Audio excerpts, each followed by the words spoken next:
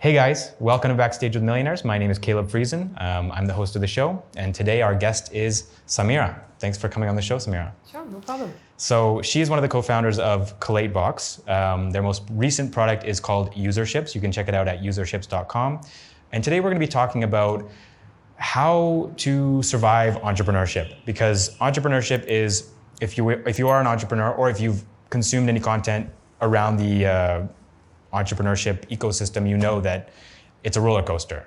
Some days are really good, some days are really bad, and Sameera has been through it all. So I wanted to have her on the show to kind of find out how to navigate that, how to survive that, and sort of some of her insights and some of the tips that she's kind of acquired over the years as an entrepreneur. I don't think that I have been through it all, but yes, it does teach you a lot. Yeah, of course. And especially like as an early stage startup, I think those are the most trying days. You're on the ground, you're putting out fires, you know, Right. and that's what you've been through. So Yes. I would say you are an expert in that particular domain. Yes. So yes, in a way, we are early stage, so we do go through a lot of these ups and downs. It has been mostly ups, but yeah, mostly downs, but there have been a lot of ups as well, and that sort of balances it out for us at the moment. Sure. So yeah. Yeah, definitely I've heard from a couple of people that the good days, you hold on to those, right? Right. You like got to put them aside and remember them, put them on the shelf and look back at them every now and again, because Yes. you know, if you just focus on the negative, and there is a lot of, you know, there's hard days, right? Right. So that's essentially what, I've seen founders focus too much on the negative, because yes, you are always in this firefighting mode where you have to try and solve all the problems out there because it is your company. People do look up to you, and that is your responsibility. Yes, but at the end of the day, you also have to remember that you are also a part of it. And if you burn out entirely, there is no one who would be able to actually solve the problem you set out to solve. So it is always important to keep that balance. So is that something that you would say motivates you? Like one of your main driving forces is just you know that if you walk away from the startup, then it kind of falls apart? Or are there other things that also go into that formula? I don't think it's a situation if I walk away that it would fall apart. You never build a company that is solely dependent on you. I've heard people who said that though. They're like, I want my Yeah. company to be, if I go out of town, everything stops. No, that is a very selfish way of looking at it, because Yeah. you're just thinking this might be a little controversial to say, I don't know, but No. you're essentially just thinking of yourself. You're not thinking about the employees who have trusted in you and joined the company and are doing the work on a day-on-day basis, right? So you never build that much dependency on yourself. You should be able to walk away for a couple of days, just take some time off and come back without, your business collapsing completely. Sure. So- And is that something that you do every now and again to kind of de-stress, or do you typically stay in the office and work 24/7? So I don't stay 24/7, but at the same time, I love what I do. So I do come to work every single day. So I don't think I've actually taken time off in the last 3 years, which is not really a good thing to do. But I do find ways to blow off some steam in the middle. So I do get weekends that are mostly to myself, and I try to find ways to unwind. When I get back home by the end of the day, I try to just shut off for some time. That helps me, calm my thought process a little bit, get a little bit, better hold on what is going on. I think that's something that a lot of entrepreneurs struggle with though, Yes. is actually turning themselves off, Yes. right? Because it's hard. I think it's hard for people to even like justify taking time off, because they're kind of like, those hours that I'm spending, say, even some people, it's sleeping, right? They're like, well, I can't sleep for very long because I have to wake up to get back to my startup. Like I know people like that who only sleep, they train themselves to sleep for like 4 or 5 hours. Yeah, well, I don't want to get scientific, but I've read studies that say that if humans, adults specifically, need at least 7 hours of sleep. So if you are not sleeping for those many hours, you're depriving yourself, your mind, to actually run at its optimum.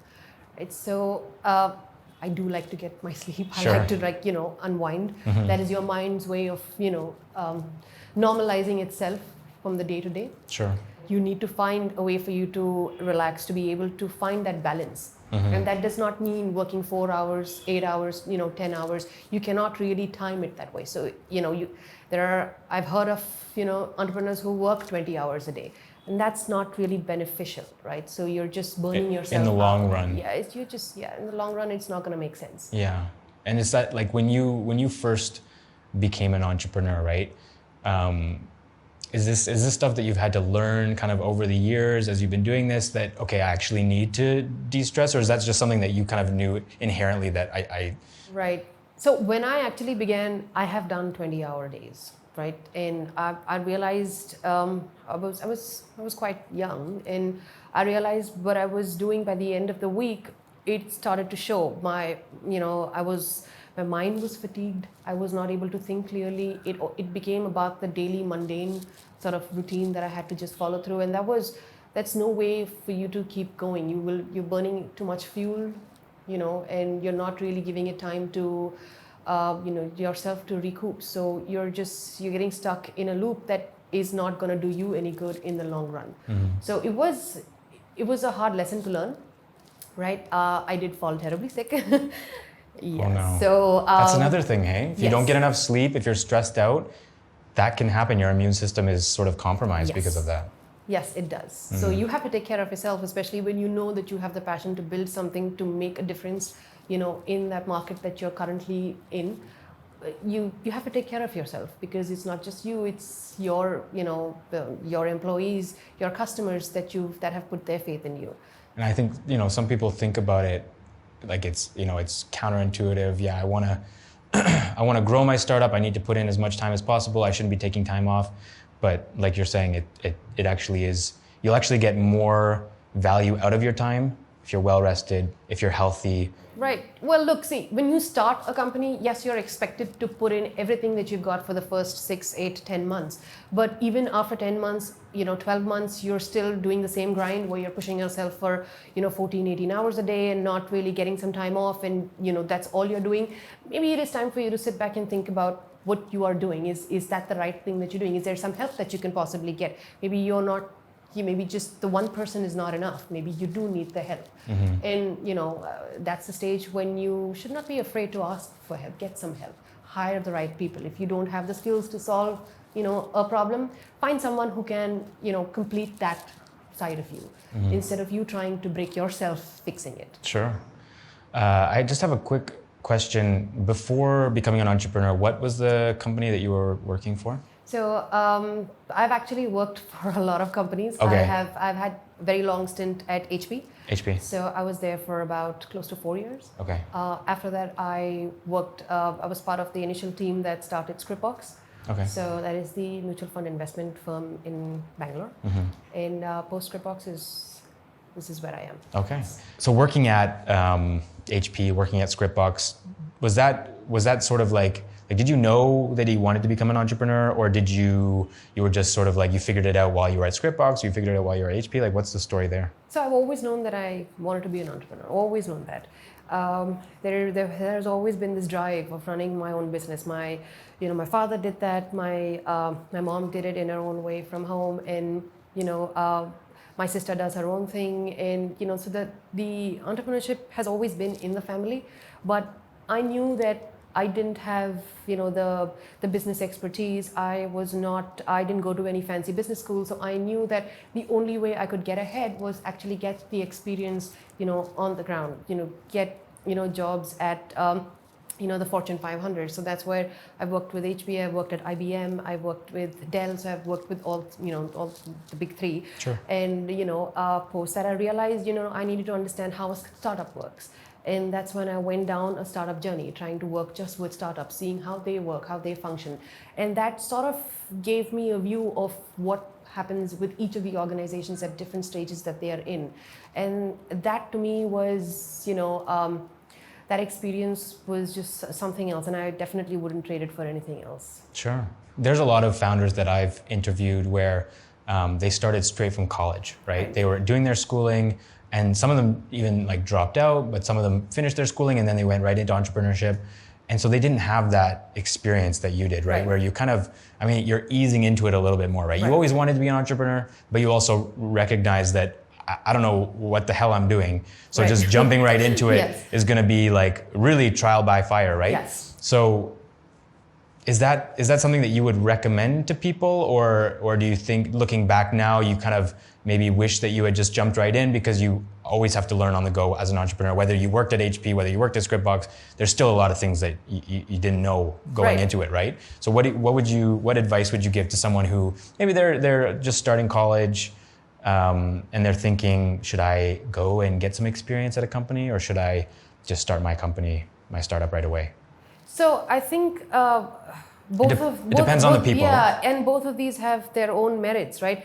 The reason why I preferred getting some experience before going into running my own business was because I did not have the formal business education, right? So I could not afford the business education. Gotcha. So my way of affording a business education was just working a job, trying to get up that ladder as fast as I could, as easily as I could. So that's exactly what I did. But yeah, I mean, there is absolutely nothing wrong with jumping into entrepreneurship directly out of college.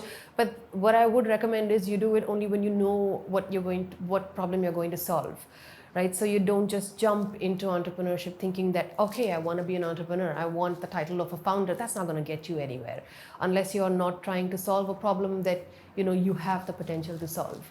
So of course, this is just my own personal view. But I think that your view is actually, I've heard from other people as well, that not that they regret their first startup, but like when you're so young and you don't really know anything about business, and you come up with this idea, you don't even you don't even research to find out if there's a market for it. You're just like, this sounds cool, I'm gonna build this. And then you're so naive and you build that product and nobody wants it, or it's too early or it's too late. And you're kind of like, that can be I would say that can be devastating for someone, especially when they're young, right? And your brain's not even fully developed at that age, right? You're like 18, 19 years old. Yeah. Like, and you've just had this devastating loss of like something that you built during your spare time while you're still studying. Yeah, quite frankly, as an entrepreneur, you need to have a thicker skin. Yeah. You will fail. Sure. Right? So you need to be prepared that you will fail. But at the end of it, what you learn is there are a lot of learnings from every even failure that you have. So I wouldn't say that's necessarily a bad thing, but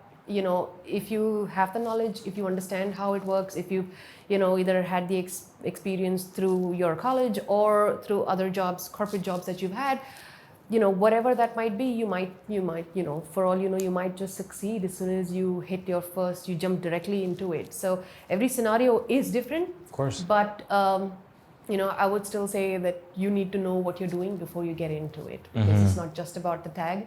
It is about you trying to solve an actual problem. Sure. So that's something that I've heard from a lot of people, and not even something that I've heard, but something I've witnessed, is that one of the key characteristics of successful entrepreneurs, right? And I define success by the fact that you're still doing it, right? Like if you've succeeded, if you're still managing to live that entrepreneurial dream instead of going back and working at a company, right?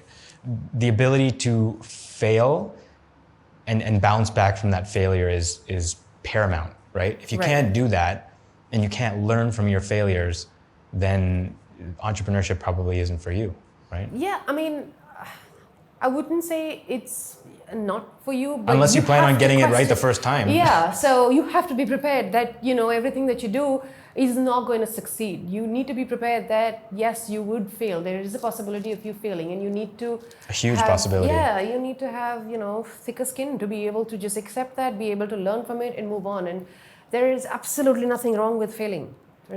There is really nothing wrong with failing. We've been in CollateBox for almost 6 years now, and in those 6 years, the company as such has built about 5 different products. Now there are 5, out of which 4 have failed, and we're completely okay with it, because what we do is, it is not a judge on who you are, but it maybe, it has to do, this is where you go back and try to figure out what went wrong. What could you have done differently? So there is absolutely nothing wrong with failing. So even if you're, if you went through another product failure, right, or 2 or 3, you wouldn't go back and work for a company at this point. Like you wouldn't go back to HP and say, hey guys, can I get my job back? No, oh no, God no. So I know that this is the journey for me going forward, and this is where I am going to remain. And I know that we would get to a place where we would be I don't know if I would say successful, but yes, the wish is to be successful at the end of it. But yeah, I don't think I'd go back to a corporate job, and I would stick with the entrepreneurship because it is so fulfilling at the end of it. Right. So you being able to create a solution that your customers love when you see them coming and using your product and giving you good feedback, you're able to make a significant impact on their daily productivity, and there is nothing more greater than that than knowing that you have made a difference to an organization. So yes, I would continue doing the entrepreneur journey. Well, I wish you all the best with userships. Thank you. If you guys enjoyed this video, would love it if you could share it with someone who you think would be inspired by it.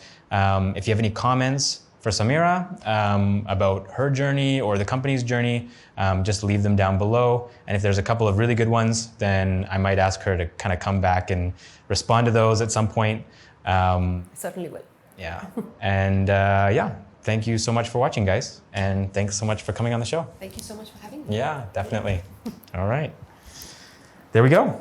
All right, great. All done. So, I think that might have stopped, right? No, actually, we were at 12 minutes. Oh, okay. Yeah, so it survives for 14 and then it stops recording. Okay, good.